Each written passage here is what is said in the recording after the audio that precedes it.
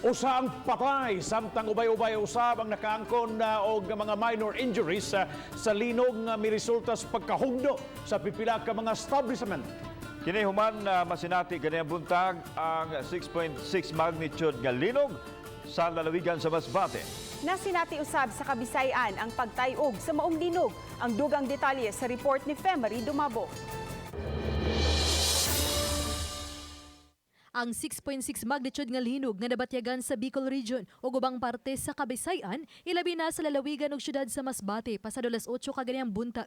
Nikutlog gyud usa ka kinabuhi sa lungsod sa Katayngan. Mato ni Jovel Coracha, ang operations head sa Katayngan Municipal Disaster Risk Reduction and Management Office, nga gisulayan paunta nila pagluwas ang biktima gikan sa nahagsa nga balay niini, apan patay na siyang naugkat. Pipila ka mga balay o commercial establishment sa barangay Poblasyon, Katayngan sa Masbate ang nahugno. Yung sa mga infrastructure naman natin, ma'am, may mga gumuho po talagang gusali, may mga gusaling hindi na pwedeng pasukin kasi po ma'am talagang anytime or by aftershock pwede po siyang bumigay din po.